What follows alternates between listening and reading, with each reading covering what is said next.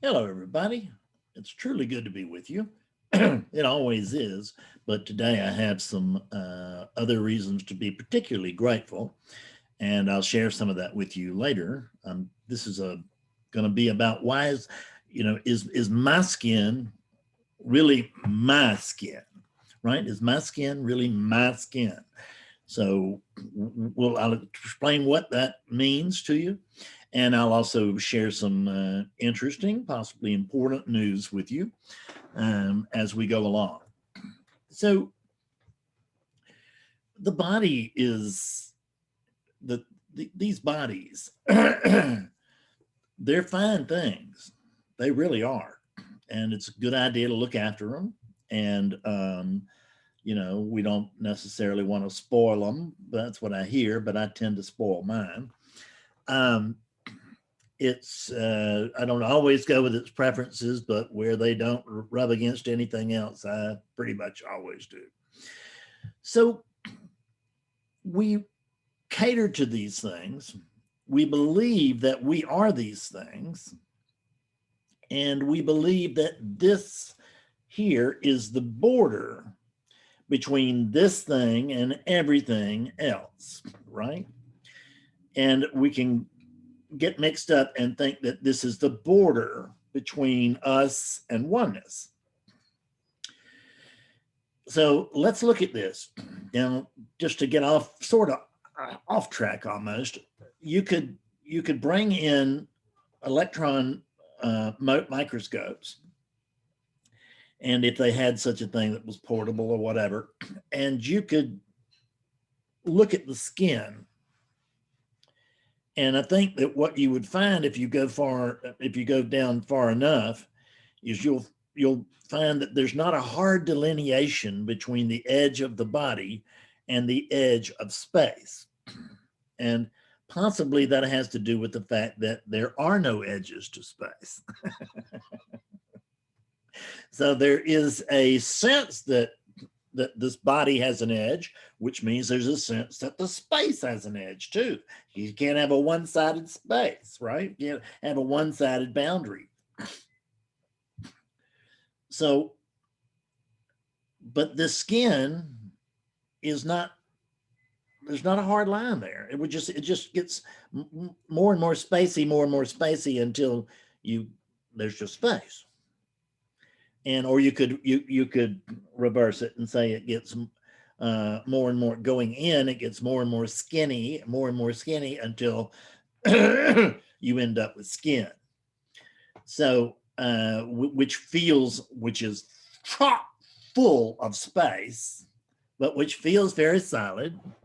And we consider it our personal space. I mean, personal space is what, a few feet out.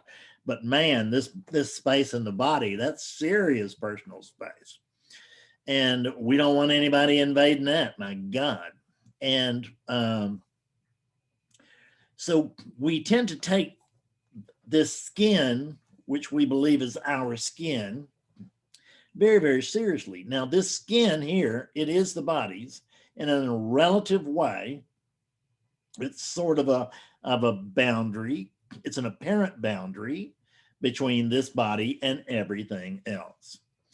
But given that space has no boundaries, it's infinite. See, there's the infinite would include everything. Infinite and the eternal thing, spaciousness, I would say, is eternal, but I wouldn't say that about space, because without an observer, I don't think there's any space and time. There has to be something to notice it, and actually, there has to be something of an opposite. Because how else could you know that there's space unless there was something that was not space? And so I say that I call that spaciousness. But I call space, this is space, this is conditioned space, unconditioned space, this is conditioned space, both space. But that's the difference. This is, and I'm talking about the air, I'm talking about that thing that's containing, holding the air. What we, in the olden days, they would call it the ether, right? And it was not actually as bad a term as it has turned out to be thought to be.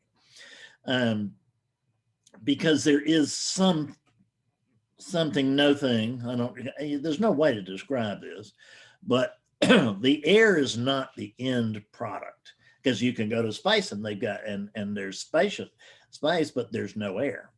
So there's air is held within space. But for the sake of our just keeping our arguments small here, let's say that this is space, what we normally call space. Let's call that space here too.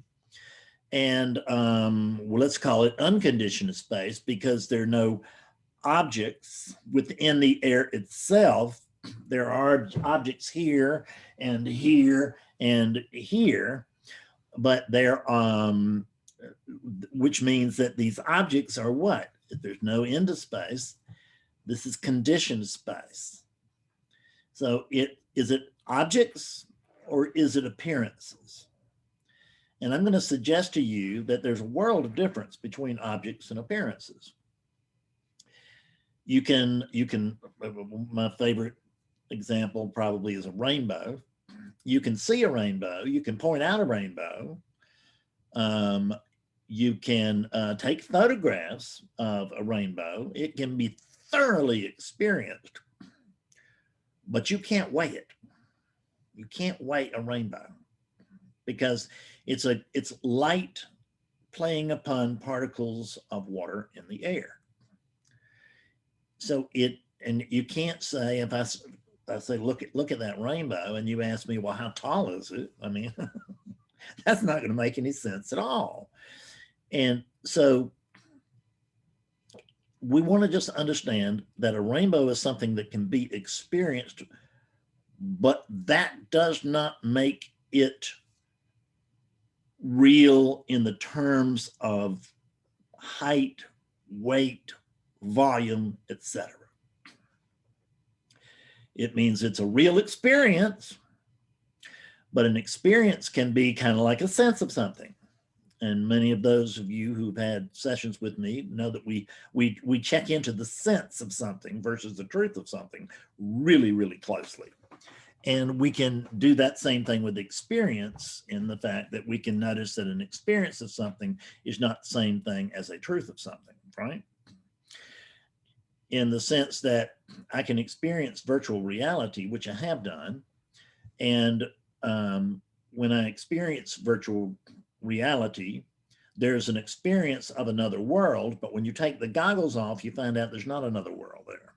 There's another, there is another dream world. There's another, which, and I'm not saying that this one isn't, I'm not saying this one's real and that one's pretend, but think of it as like dimensions, okay? And that is the virtual reality is, that virtual reality is one dimension, and this virtual reality is another dimension. But this virtual reality is going to be defined by what? It's going to be defined by space and objects. And this is, and this thing right here, this isn't actually real. Now, it's real in a typical sense. I'm not trying to bypass reality here, or relativity is the better way to put it. But it is really experience. There's an experience of this body. I am having an experience of it, and so are you, which is really makes a lot of sense when you figure out that there's just one thing going on. So there's nothing that I'm experiencing that you're not experiencing, because we are the same thing. But that doesn't mean that this body isn't experiencing something that body isn't experiencing, that your body isn't experiencing. I'm sure that it is. But what you are is that conscious awakeness that's behind and within and surrounding and everything. There's just, you are conscious awakeness. You are conscious space, if you will. I mean, they told me a long time ago, they said, you know, Fred, the truth is that you are the awake space, you are the aware space, you are the conscious space, you are the the sense of, well, I don't know what else. You were consciousness. But the idea that this space was actually awake, I couldn't really understand that. And I can't understand it now either. But I can tell you that I know it to be true. So this skin is included within eternity or infinity, or within, well, certainly between both, but particularly here we're talking about infinity. And this body is included within infinity because infinity doesn't exclude anything. So given that there's one infinity, I mean, that by nature has got to be true. And I just argue that and I don't believe there's anybody out there other than maybe some scientist with his own ideas and math and all that. I don't know. But within reason, there's only one infinity. So I am that one infinity. You are that infinity.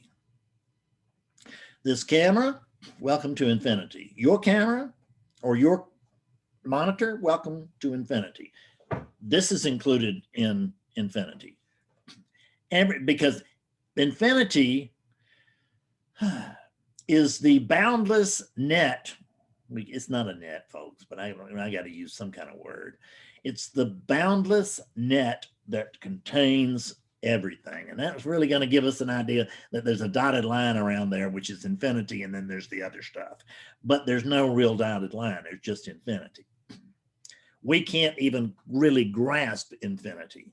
We can't understand infinity. Infinity doesn't really make sense to this little 3-pound orb inside the skull. It can't really get a hold of that. I mean, it's just 3 pounds. You got to give it a break, right? I mean, God, we're so proud of these things. Yeah. Boy, I got 3 pounds and I understand the entire universe.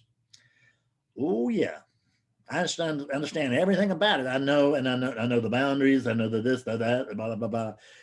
And really, I've got a bunch of concepts. But that's okay. Concepts are handy. We just don't want to be deep believers in concepts. We want to have them be useful, but not have them be limiting. Yeah. So this skin is not my skin. This skin is the unit skin. The unit is delineated by this skin and within relativity. And we look at it and we see that unit and this unit. We see this unit with its skin and this unit with its skin. And we see this pen with its skin. And so there, and these are boundaries. It's what breaks space up. Now, what I want to tell you is that what I'm just told you is that the idea of skins is what appears to break up infinity, but it doesn't. There's no breaking up infinity. So this skin is the relative character, it's a unit, or the unit character, or the body's skin, and that's fine. It's good. It's all good, but I'm not the skin. And I'm not inside the skin. Well, we can't say I'm outside of the skin because it's just one thing going on. But what I mean is I'm not limited to being in any one body. I am the awake presence in your body. I am that body over there. And I am the awake presence in this body. I am the same awake presence in Betsy's body. I am the same awake presence in Willie and Jack's, my little dogs, their bodies too. Now, this skin thing The reason this can be so critical is that as long as we believe that this skin is my skin, then I'm scared of what's outside of my skin.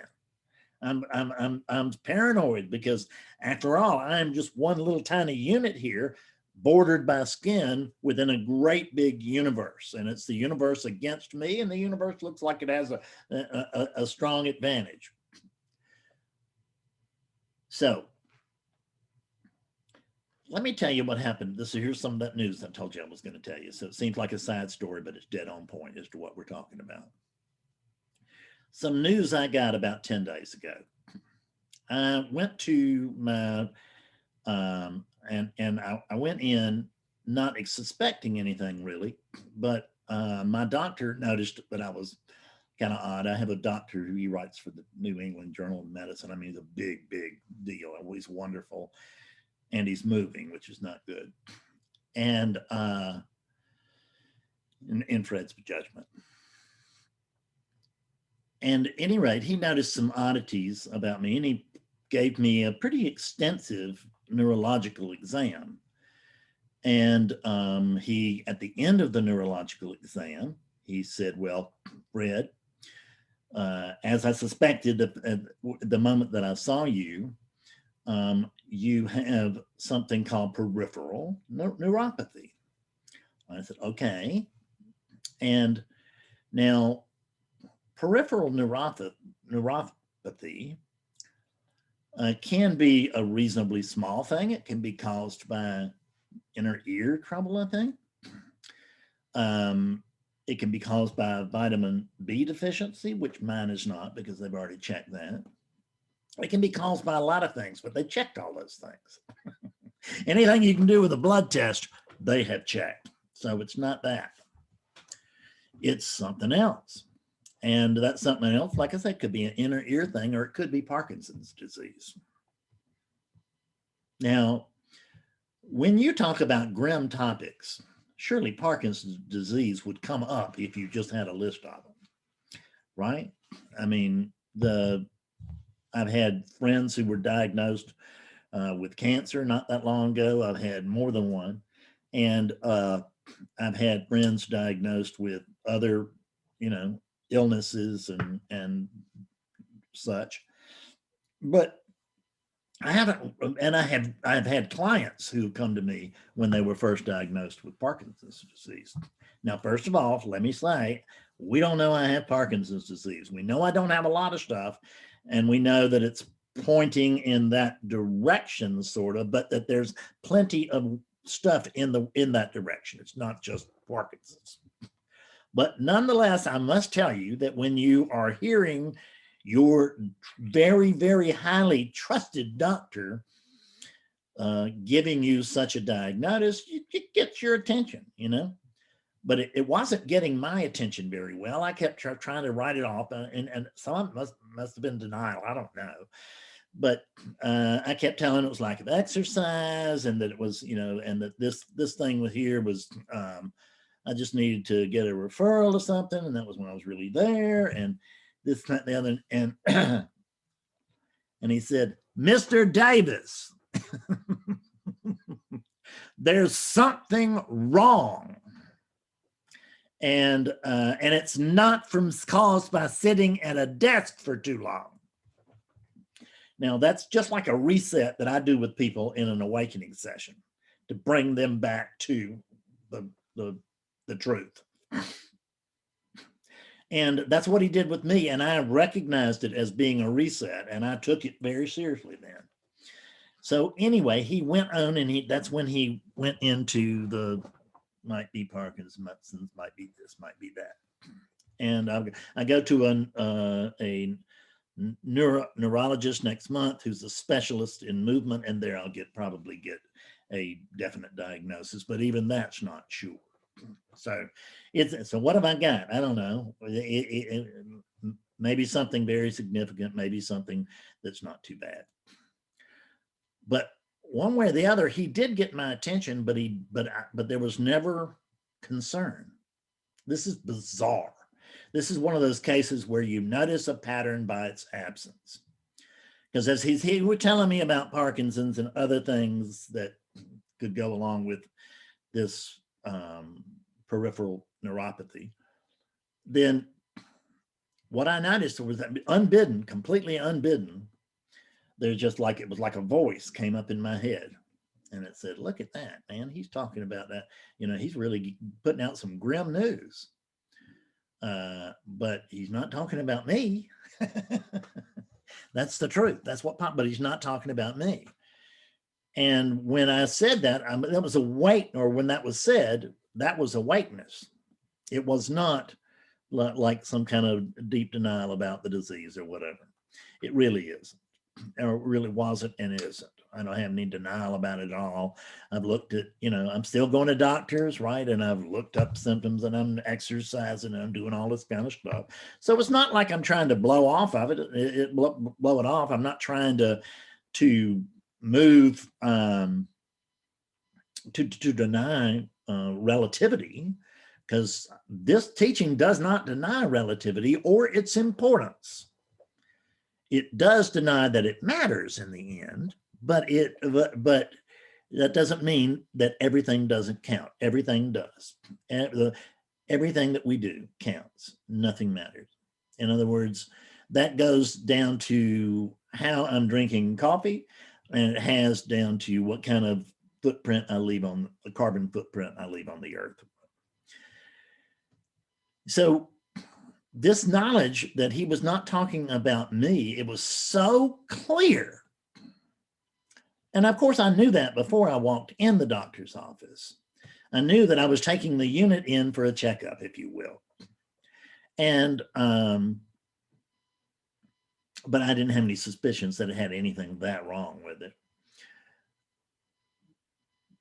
But the point is that there was never any, it was just, it sounded to me like, okay, he's not talking about me. He is talking about that. And it looks like I don't have any problems, but it looks like Fred may be in for some very soon. Who knows? And that was that. You know, it didn't shake me up. It didn't disturb me or anything else.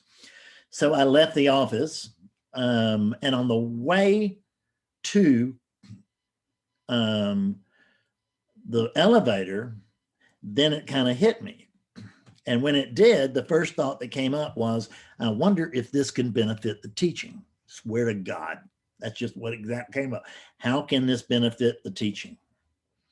And the reason for this is that every lousy thing that's ever happened to me in my life, and I'm not saying this is a terribly lousy thing because I don't know. And I actually don't know what's good for me, meaning I don't know what's bad for me either. So what came up, what the attention was on was, could this, or how could this condition, whatever it was going to turn out to be, or even just the exam, all of that, how can it inform the teaching? And because every curse turns out to be a blessing if you wait long enough, and every blessing turns out to be a curse if you wait long enough. That's just the way of the world. That is the way of our friend here. Yeah. So it's the way of relativity. So I got home, and when I had to tell Betsy, that was less fun than, you know, that was not any fun. That was my only thing that I had pause about before I got home, was that, oh God, I got to tell Betsy. And so my concern went to Betsy, and I had genuine concern for Betsy and no concern for this. Just didn't. Now, Betsy and I, we talked about it. I wrote the news and we talked about it a little bit, and we got kind of disoriented. But there was a radio in the background. I felt like that might be part of it, and I cut the radio off, and that was part of it. We were then much more relaxed. But the disorientation didn't last long. And very quickly, we were taught, I mean, honest to God, this is the truth. I investigated, right as Betsy and I were talking about this new turn in our lives, I was investigating that very closely, and I swear to God, all I could come up with was gratitude. It was gratitude because, wow, look, I'm in an ideal situation for this. I'm not alone. I have great insurance. I have a few dollars. I mean, I certainly can't retire or anything like that. And just so you know, let me get out in front of that. There's no indication that this is going to affect this teaching anytime in the near future. We'll just put it that way. And it may not affect it at all anyway. We can't know. All these things play out differently for everybody. But there's certainly no threat to it now. So keep coming to the website, keep watching these videos, keep coming to Skillful Means, keep reading the books. All is well. And all is well in the face of disaster. So the beautiful thing that I can introduce to you about this teaching is that even with a gun to my head, I noticed this teaching works. That there was practical concern. You know, I got up and looked up at all the stuff that neuropathy can mean and peripheral neuropathy can mean. And sometimes they never do find out, you know, what caused it. And I don't know what happens to those people, but they don't find out a symptom. But it's allowed me to take every practical measure. We have run batteries of tests and stuff like that, and I'm going to get some more. And we're going to find out, you know, at some point, well, soon we'll find out what's wrong with the unit and what we can do to at least ameliorate its, if that's the right word, to adjust its experience in the world to where it's not so shocking. But everything's good. I've just searched and searched and searched, and I can't find a problem over here. I swear to God. I keep saying that because it's not because I think you're doubting, it's because I'm doubting. It stuns me to be able to report this. I mean, I've gone through some tough things since awakening, and it's, you know, helped through all of those, but I mean, this is big, big news. And, or, you know, could be, and it leans in that direction. And it's just fine. It's just fine. I mean, it years ago when I had sciatica, I thought, well, I'm not the one supposed to have acute chronic pain. And then one day I was sitting at the table and I thought, well, where's the evidence that you're not? It's like, oh, you mean I am supposed to have it? And it was like, hell yes, that's your job. And it's my job to have this neural disorder so that I can bring it to you as evidence of a teaching that stands up under pressure. This teaching delivers. It's not my teaching, it's Awakeness's teaching, and this just a lucky body that it's been coming through for some years. And it's still a lucky body. I mean, it should have been dead 20 years ago in the park, 25 years, well, over 20 years ago in the park, right? When I was a drunken bum. Just a quick surprise for those of you who don't know my story yet. But it's readily available. It's all over the internet. I can assure you of that. So it's in my books. It's great freedom. Ramana Maharshi said there's no true freedom because there's no bondage. There's no true bondage. And he's absolutely correct. There is no bondage. Nisargadatta said that this teaching was meaning his, but which is not that far a distance from mine at all. And he said that it is freedom from imagination. And it is.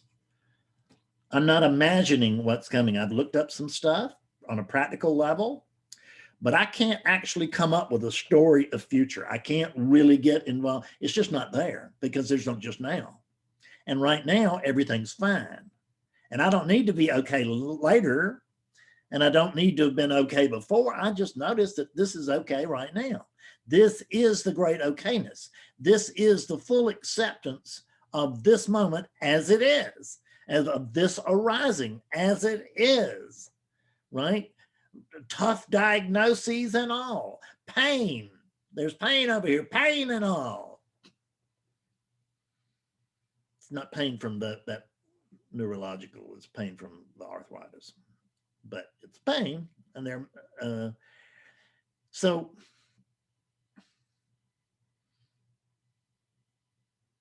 this is worth your time. This is worth your investment, even on a practical level. And I'm not talking about I mean, this is really this lack of desperate concern is really just the tip of the iceberg. This is freedom. This is wonder. I'm in such gratitude, and I'm in such, and right now I'm in nothing but awe and wonder, because I don't know what this is. And I don't know what it is that doesn't know what this is. And in the absence of those, I can't possibly come up with a story about what should be. And all evidence points to the fact that this, quote, should be. It gives evidence to the fact that this can't not be, and it can't not be precisely as it is. And whatever it is that I am, I don't know what that is. I mean, I know who I am in terms of spiritual teachings, but I don't know what that is, and neither does anybody else. And I'm okay with it. I'm fine. I hope you will be too. Stay tuned. I love you. Bye-bye.